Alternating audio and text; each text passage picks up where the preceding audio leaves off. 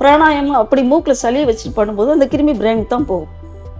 அதனால் உங்களுக்கு அந்த நோயெல்லாம் இல்லாமல் இருந்தாக்க பிராணாயாமம் பண்ணலாம். அன்லஸ் நம்ம இந்த மாதிரி ஸ்ப்ரே மாதிரி பண்ணிக்கலாம். இப்போ ஐஸ்கிரீம் சாப்பிட்றாங்க, ஸ்வீட் சாப்பிட்றாங்க, பல்சா சாப்பிட்றாங்க, ஒரே காஃப் அண்ட் கோல்டு. உடனே ஒன்றும் இல்லை, சால்ட் வாட்டர் கார்கிள் பண்ணும். அட்லீஸ்ட் தூங்குறதுக்கு முன்னாடியாகவும் சால்ட் வாட்டர் கார்கிள் பண்ணியாச்சுன்னா அந்த ஸ்வீட் டேஸ்ட் வந்து டான்சில்ஸில் இருக்க வாய்ப்பு இல்லை. நம்மளுடைய சித்த மருத்துவ ரகசியங்களை வச்சு வச்சு பூட்டி புதைச்சி வைக்கக்கூடாது, சொல்லணும். கண்டாவிரதம், இந்த கண்டாவிரதம் வந்து நமக்கு ரொம்ப சிம்பிள் மெத்தட் தான்.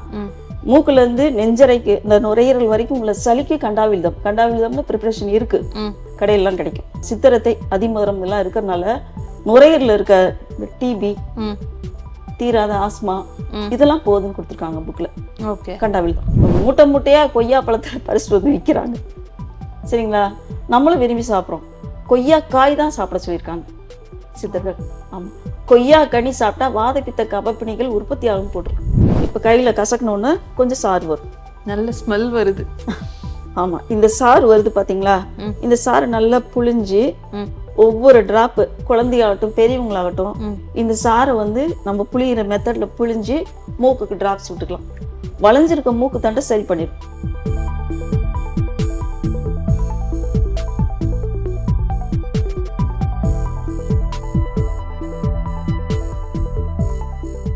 என்ன டிராப்ஸ் விடலாமா மூக்குக்கு? மூக்கு டிராப்ஸ் வந்து மேக்ஸிமம் சித்தால வந்து ஓலை சொடியில் உள்ளது வந்து பீனிச தைலம்னு ஒன்று நஸ்குல ரெடி பண்ணுறாங்க. அப்புறமா சுக்கு தைலம்னு ஒன்று தராங்க. அதுக்கப்புறம் நாசி ரோக நாச தைலம்னு ஒன்று ரெடி பண்ணுறாங்க. நாசினா இது நாசி ரோகம்னா நோய், நாசியில் உள்ள ரோகத்துக்கு தைலம். அடுத்து இதனுடைய மெயினானது வந்து சிவனார் அமிர்தம் ஒன்று இருக்கு. ஓகே, சிவனார் அமிர்தத்தை வந்து ஆக்ரானம் பண்ணுவோம். நசியம் ஆக்ரானம். நசியம்னா இப்போ இந்த துளசி இருக்கு பார்த்தீங்களா? துளசியை வந்து உருவி இப்படி கையில் கசக்கணும். இப்போ கையில் கசக்கணுன்னு கொஞ்சம் சாறு வரும், நல்ல ஸ்மெல் வருது. ஆமாம், இந்த சாறு வருது பார்த்தீங்களா? இந்த சாறு நல்லா புழிஞ்சு ஒவ்வொரு டிராப்பு, குழந்தையாகட்டும் பெரியவங்களாகட்டும், இந்த சாரை வந்து நம்ம புளியிற மெத்தடில் புழிஞ்சு மூக்குக்கு டிராப்ஸ் விட்டுக்கலாம். ஓகே, டிராப்ஸ் விட்டா மூக்குக்குள்ள மூக்கு தண்டு சில பேருக்கு இப்படி வளைஞ்சிருக்கும், வளைஞ்சிருக்க மூக்கு தண்டை சரி பண்ணிடும். சர்ஜரி பண்ணி 1 லட்சம் இதெல்லாம் செலவு பண்றாங்க. அதே மாதிரி மூக்குக்குள்ள பாலிப் கிடக்கும். பாலிப்னா உருண்டை. அந்த உருண்டைனால மூச்சு விடுறதுக்கு சிரமப்படுவாங்க. அதாவது என்ன சொல்றது, பிரெத்லெஸ்னஸ், மூச்சு பாதை வந்து கொஞ்சம் கஷ்டமா இருக்கும் மூச்சு விட. எனக்கு இங்கே நெஞ்சு வலிக்குதுன்னு சொல்லுவாங்க. நெஞ்சு வலிக்குது, மூச்சு விடுறதுக்கு ரொம்ப அப்படி தடுமாறுது அப்படின்வாங்க. ஸோ அப்போ தடுமாறுதுன்னா உங்களுக்கு மூக்கு வழியாக போகிற காற்று தான் நுரையீரலுக்கு மனுஷன் உயிர் வாழ்கிறதுக்கு ஆக்சிஜன் ரொம்ப முக்கியம். அதே மாதிரி ஹீமோகுளோபின் முக்கியம். ஸோ வித்தவுட் ஆக்சிஜன் ஒவ்வொரு each and every cell need oxygen at blood. ஒரு பிராணவாயுவும் ஹீமோகுளோபின் ரொம்ப ரொம்ப அவசியம். டாப் டு பாட்டம், பிரெயின்லேருந்து பாதம் வரைக்கும் ரத்த ஓட்டத்துக்கு தேவையானது ஹீமோகுளோபின். ஸோ ஆக்சிஜன் கேரியர் யாருன்னு தெரியுமில்ல உங்களுக்கு? ஹீமோகுளோபின். ஸோ ரெண்டுமே பேசிக், ரொம்ப இம்பார்ட்டன்ட். ஸோ அதனால் நம்ம வந்து முடிஞ்ச வரைக்கும் அந்த நம்ம ஸ்டாண்டர்டாக ஹீமோகுளோபின் மெயின்டைன் பண்ணணும். மூக்கு பாதை, மூச்சு விடுற பாதையை ஒழுங்காக வச்சுக்கிட்டா தான் ஆக்சிஜன் வந்து டாப் டு பாட்டம் போகணும்னு நம்ம எதிர்பார்க்கலாம். ஓகே, அன்லஸ் உங்களுக்கு நீங்கள் எதிர்பார்க்க கூடாது. இங்கே அடைப்பு இருந்தால் எப்படி காற்று பிரெயினுக்கு போகும்? ஒரு பக்கம் காற்று போகலை, இந்த பக்கம் வேலை செய்யலை, கை கால் விழுந்துச்சுமா, அவன் குடிகாரனாக இருக்க மாட்டான், ஆனால் அவனுக்கு ஸ்ட்ரோக் வந்துருச்சு. வேறு பான் பராக்கு, வேறு கஞ்சி அதெல்லாம் போடுறவங்களும் ஸ்ட்ரோக் வருது. ஐம் டாக்டர், நான் சொல்லித்தான் ஆகணும், தப்பாக எடுத்துக்கூடாது பொதுமக்கள். இந்த மாதிரி ஒரு மாறுதலான ஒரு பழக்க வழக்கம் உள்ளவங்களுக்கு கை கால் போயிடுது. அவன்கிட்ட அந்த பழக்கமே இல்லாத ஒரு ஃபேமிலி, நல்ல மனுஷன், அவனுக்கு கை கால் விழுந்துருது. அதை நாங்கள் தான் ஆராய்ச்சி பண்ணணும். எப்படி ஆராய்ச்சி பண்ணணும்? Haemoglobin is equivalent to immunity. அந்த ஹீமோகுளோபின் லெவல் வந்து ஒரு ஆம்பளைக்கு வந்து 14 கிராம் இருக்கணும், பெண்களுக்கு 9 to 10 இருந்தால் போதும், சரிங்களா? அந்த 14 கிராம் மெயின்டைன் பண்ணுறானான்னு பார்க்கணும். இல்லை, அவன் வந்து 8 கிராம் தான் இருக்கான். அப்போ அவனுக்கு என்ன ப்ராப்ளம் கண்டுபிடிச்சி ஹீமோகுளோபின் ரைஸ் பண்ணி தலைக்கு ரத்த ஓட்டம் போகிறதுக்கு நம்ம வழி பண்ணணும். தலைக்கு ஒரு சைடு ரத்த ஓட்டம் போகலன்னா அங்கே வந்து உங்களுக்கு வந்து ஒரு சைடு ரத்த குழாய் அடைச்சிடும். அதாவது ரத்தம் போகலன்னா இன்ஆக்டிவாக மாறிடும் அந்த நரம்பெல்லாம். வலது பக்கம் உள்ள மூளை வந்து இடது கை காலுக்கு சப்ளை ஆகும். அது ஆப்போசிட் உங்களுக்கு தெரியும். ஸோ அதனால வலது பக்கம் மூளை அஃபெக்ட் ஆச்சுனாக்க, சர்க்குலேஷன் ஒழுங்காக கிடைக்கலனாக்கா மூளைக்கு இடது கை கால் அவுட்டு. இடது பக்கத்தில் பிரச்சனை ஆச்சுனாக்கா வலது கை கால் அவுட்டு. ஸோ அதை தெரிஞ்சு தான் சித்தர்கள் என்ன சொல்லியிருக்காங்க, இந்த இடத்துல தான் அந்த ஆசன பயிற்சி, பிராணாயாமம், அந்த இதெல்லாம் ஒரு மூச்சு பயிற்சி பண்ணணும். அந்த மூச்சு பயிற்சி பண்ணுறதுக்கு முன்னாடி மூக்கில் நோய் இருக்கக்கூடாது. மூக்கில் நோய் இருந்துச்சுன்னா அது மூக்கடைப்பு, மூக்கில் சளி, இதெல்லாம் உள்ளவங்க பண்ணக்கூடாது. இதை சரி பண்ணிட்டு பிராணாயாமம் பண்ணலாம். பிராணாயாமம் அப்படி மூக்கில் சளியை வச்சுட்டு பண்ணும்போது அந்த கிருமி பிரெயினுக்கு தான் போகும். அதனால உங்களுக்கு அந்த நோயெல்லாம் இல்லாமல் இருந்தாக்க பிராணாயாமம் பண்ணலாம். அன்லஸ் நம்ம இந்த மாதிரி ஸ்ப்ரே மாதிரி பண்ணிக்கலாம். இதுல என்னமா இந்த ஸ்ப்ரே தண்ணி மாதிரி இருக்கு, இதுல என்னெல்லாம் போட்டு? இது வந்து என்னன்னு கேட்டீங்கன்னா கல்லுப்பு தான். கல்லுப்பு, படிகாரம், வளையல் உப்பு, இந்துப்பு, இந்த உப்பெல்லாம் சேர்த்து போடலாம். உப்பு தான் பேஸ் உப்பு, மற்ற உப்புகளும் சேர்த்து போட்டு நல்லா கொதிக்க வச்சு அதை கொஞ்ச நேரம் நல்லா ஆற வச்சு வடிகட்டி வச்சுக்கணும். ஸோ வீட்டில் அவங்க செய்யறாங்கன்னா இந்த இந்து உப்பு, கல் உப்பு, நம்ம சிம்பிளா பண்றதா இருந்தா படிகாரம். ஏன்னா இதை நான் ஏன் சொல்றேன், கொதிக்க வைக்கணுமா தண்ணியில? ஆமா, கொதிக்க வைக்கணும். கொதிக்க வச்சு இந்த மாதிரி ஒரு ஸ்ப்ரே பாட்டில்ல ஊத்தி வச்சுட்டு ஸ்ப்ரே பண்ணிக்கலாம். ஏன்னா உங்களுக்கு இந்த in salt water media cannot survive பாக்டீரியானே புக்ல இருக்கு. புரியுதுங்களா? வெறும் உப்பு தண்ணியை வச்சே நம்ம வந்து சரி பண்ணிடலாம். சரிங்களா? இது நான் ஏன் ஓப்பனா சொல்றேன்னா, நம்மளுடைய சித்த மருத்துவ ரகசியங்களை வச்சு பூட்டி புதைச்சி வைக்கக்கூடாது, சொல்லணும். Salt water media cannot survive bacteria any type of virus.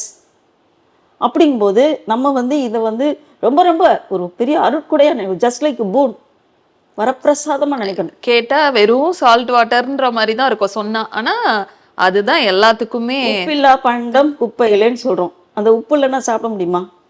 So அந்த உப்பு வந்து ஒரு மருத்துவருக்கு வாள், நோயாளிக்கு அமிர்தம். அவனுக்கு அந்த உப்பு போட்டு அந்த அந்த சாப்பாடு கொடுத்தோன்னா அவன் எவ்வளோ சந்தோஷப்படுவான், பத்தியமாக இருக்கிறான். புரிஞ்சுங்களா? அந்த உப்பு வந்து அவ்வளோ முக்கியமானது. நம்ம எந்த பதார்த்தம் பண்ணாலும் சரி உப்பு தான் நம்ம மெயினாக சேர்க்கணும். உப்பு எல்லாத்துக்குமே மிகினும் குறையினும் நோய் செய்யும், அளவாக கரெக்டாக போட்டுக்கணும். அடிநாடி பிரச்சனையை வந்து நம்ம வந்து ஆப்ரேஷன் பண்ணுறதை விட மேனேஜ்மெண்ட், சித்தா ட்ரீட்மெண்ட்டு, கத்தி ஒன்ஸ் வச்சிட்டோம்னாலே அடுத்தது வளர ஆரம்பிச்சிடும். ஸோ அதனால இந்த மாதிரி drops, at least salt water gargling, அப்படி இல்லைன்னா அதிமதுரம், இந்த மாதிரி அதிமதுரம், அதிமதுரம், சித்திரத்தை, இதெல்லாம் வந்து அரைச்சி, சுக்கு, மிளகு இதெல்லாம் போட்டு அரைச்சி கம்ப்ளீட்டா இதை வந்து பால்ல வேக வைப்பாங்க. பால்ல வேக வச்சு சிதால வந்து பவுடர் மாதிரி பண்ணி பால்ல வேக வைப்பாங்க. கண்டாவில்தம் சொல்லுவாங்க. கண்டம்னாக்க நெஞ்சரை. ஸோ அந்த அவிழ்தம்னா ஒரு என்ன சொல்றது, ஒரு என்ன சொல்றது, பெரிய அவிழ்தம்னா ஒரு ரொம்ப ஒரு ஸ்வீட்டஸ்ட் ஒரு அமிர்தம். ஸோ அவிழ்தம்னா மருந்து தான். அந்த மருந்தை வந்து நாங்கள் அவிழ்தம்னு சொல்றோம். அவிழ்தம் அதாவது நோயை அவிழ்த்தல், நோயை வந்து அவுத்துறது. புரிஞ்சிட்டிங்களா? அந்த நோயை அவுத்த உடனே அது அமிர்தமா மாறிடுது.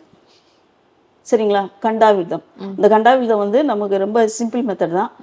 மூக்குல இருந்து நெஞ்சரைக்கு இந்த நுரையீரல் வரைக்கும் உள்ள சளிக்கு கண்டாவிழ்தம்னு ப்ரிப்பரேஷன் இருக்கு, கடையிலாம் கிடைக்கும்.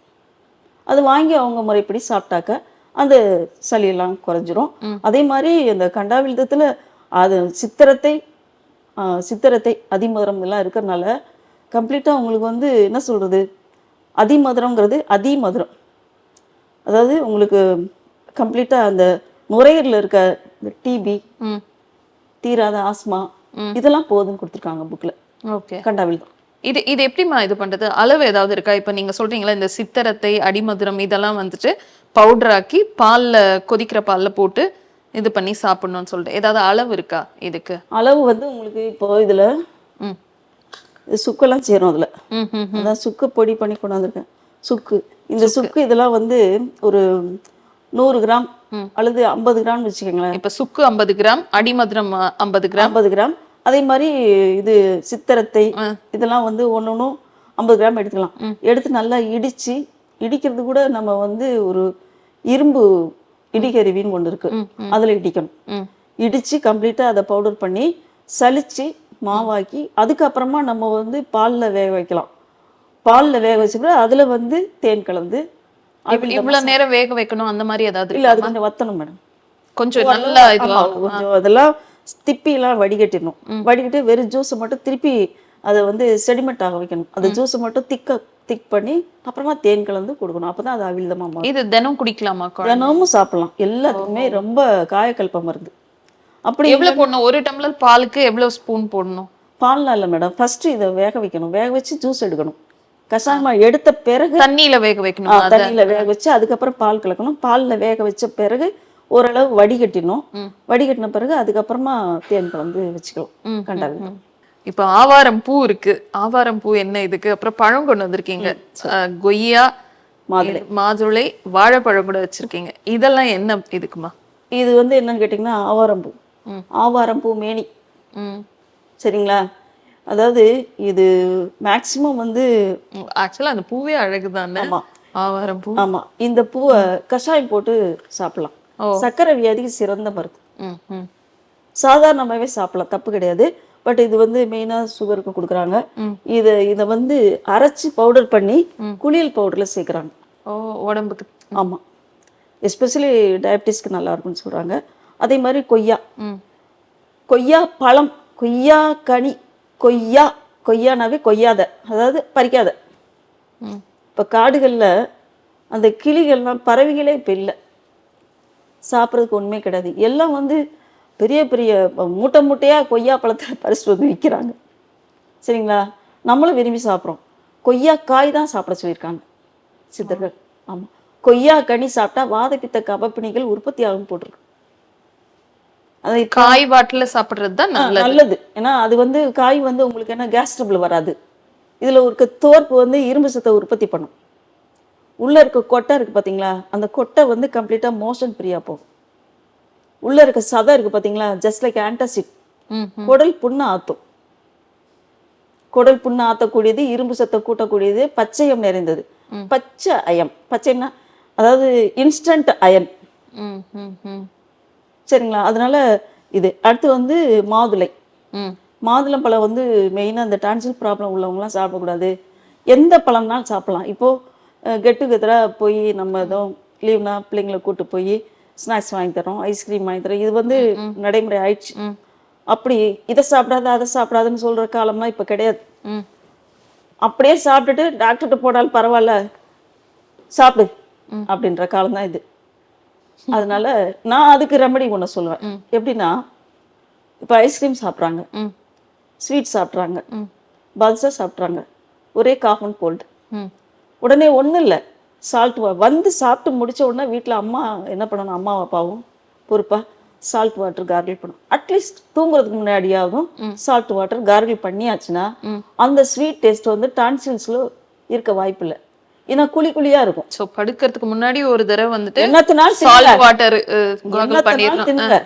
என்னத்தினால் தின்கோ சால்ட் வாட்டர் கார்கிள் பண்ணு. காலையில அதே மாதிரி எழுந்த உடனே ஒரு தடவை பண்ணிடணும். அதே மாதிரி மிளகு ரசம், மிளகு, ஜீரகம், பூண்டு, புளி இல்லாம ரசம், தக்காளி ரசம் வச்சு சாப்பாடு 5-6 சோத்தை போட்டு ஊட்டி விடுங்க. அந்த குடல்ல சேர்ந்துருக்கிற அந்த வெளியே கண்டாமினேட்டட் ஃபுட்ல நமக்கு அறியாம எத்தனையோ இருக்கும் கிருமிகள், அது எல்லாமே வெளியே வந்துடும். வந்துடும். நைட்ல தான் அது வேலை செய்யும். நைட்ல தான் அது வேலை செய்யும்.